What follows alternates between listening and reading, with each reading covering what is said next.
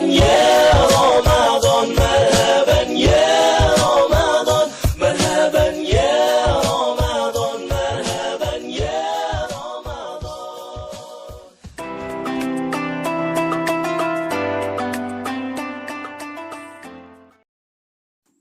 Bismillahirrahmanirrahim. Assalamualaikum warahmatullahi wabarakatuh. Alhamdulillah, wassalatu wassalamu ala rasulillah wa ala alihi wa sahbihi wa mawalah. Amma ba'du. Anak-anakku yang soleh dan solehah, yang ibu sayangi karena Allah, pada kajian Islam kali ini kita akan membicarakan beberapa keutamaan amalan ibadah di bulan Ramadan. Apa saja keistimewaan dan keutamaan bulan Ramadan? Ketika kita berbicara tentang Ramadan, sesungguhnya kita sedang membicarakan sesuatu yang sangat indah. Seakan-akan kita berada di dalam sebuah taman dengan panorama yang sangat indah dan memanjakan mata, dan wanginya yang sangat bisa kita rasakan.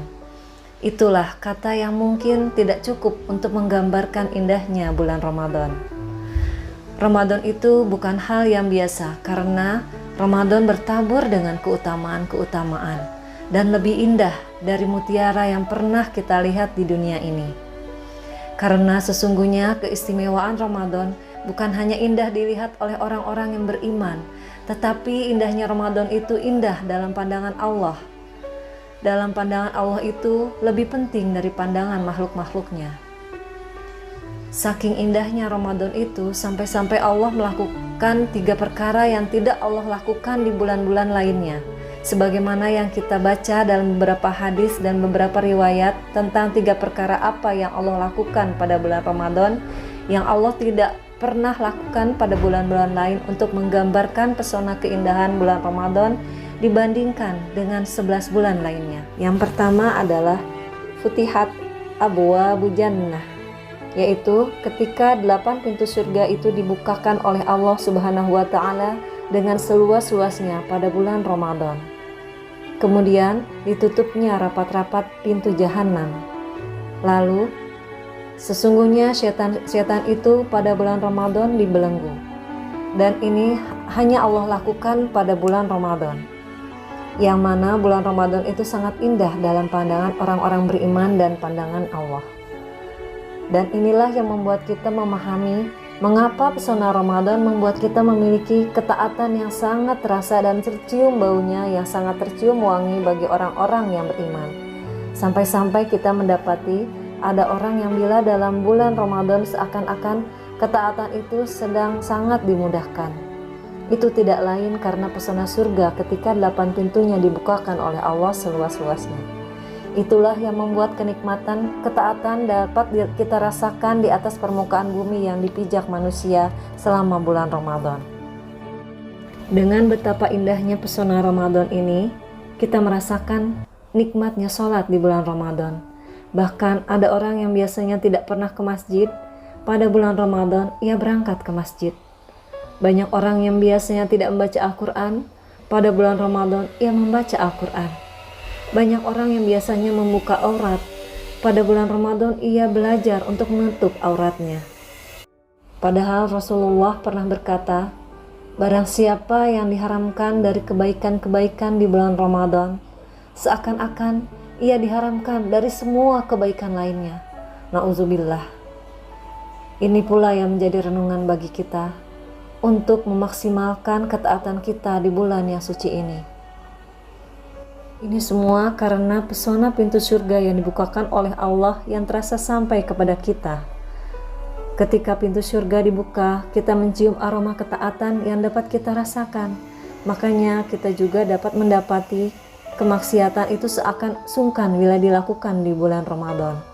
Di televisi yang biasanya menampakkan kemaksiatan dan program-program yang sifatnya tidak mempedulikan baik dan buruknya, TV itu bahkan pada bulan Ramadan merasa sungkan mempertontonkan acara-acara yang kurang bermanfaat. Kita banyak menjumpai acara-acara di televisi menjadi bersifat religius di bulan Ramadan. Berbagai tausiah diberikan pada bulan Ramadan. Itulah bukti-bukti yang dapat kita lihat dengan nyata bahwa pintu surga pada bulan Ramadan telah dibuka oleh Allah Subhanahu wa taala. Di sini Allah ingin menunjukkan bahwa bulan Ramadan bukan sesuatu yang biasa, tetapi ia sangatlah istimewa. Begitu mulianya bulan ini, maka para sahabat membagi waktu dalam setahun yang berkaitan dengan bulan Ramadan, yaitu 6 bulan sebelum bulan Ramadan. Para sahabat sudah mengangkat tangan mereka, meminta kepada Allah Subhanahu wa taala supaya mereka disampaikan waktunya pada bulan Ramadan. Dan 6 bulan sesudahnya, mereka pun memanjatkan doa agar semua amal yang mereka lakukan di bulan Ramadan diterima. Karena Ramadan berikutnya kita belum tentu bertemu lagi. Keutamaan Ramadan seperti halnya Nabi Yusuf di antara 11 saudara yang lainnya. Keutamaan yang diterima oleh Nabi Yusuf tidak ada pada ke-11 saudaranya. Hanya Nabi Yusuflah yang diangkat oleh Allah menjadi nabi dan rasul. Pesona Ramadan seperti halnya pesona matahari di antara bintang-bintang yang ada di langit. Seindah apapun bintang-bintang di langit, tidak mampu mengalahkan pesona dan manfaat yang diberikan matahari dalam kehidupan manusia. Ada sebuah perenungan dalam diri kita. Kita bertanya pada diri sendiri, kalau pada bulan Ramadan kita tidak mampu melaksanakan ketaatan, maka pada bulan mana lagi kita akan taat kepada Allah? Bila kita tidak mampu menghatamkan Al-Quran pada bulan Ramadan, pada bulan mana lagi kita bisa menghatamkan Al-Quran? Pada bulan Ramadan kita berantakan dalam mengerjakan sholat, pada bulan apa lagi kita bisa menghidupkan sholat-sholat kita? Padahal dalam bulan Ramadan, pintu-pintu surga Allah buka, pintu neraka ditutup dan syaitan-syaitan dikerangkeng. Bila dalam bulan Ramadan kita tidak dermawan, bagaimana dengan bulan-bulan lainnya? Padahal pada bulan-bulan yang lain, pintu surga itu tidak dibuka, pintu neraka tidak ditutup, dan syaitan tidak dikerangkeng. Maka inilah yang menjadi barometer kebaikan dan keburukan kita, yaitu amalan kita di bulan Ramadan.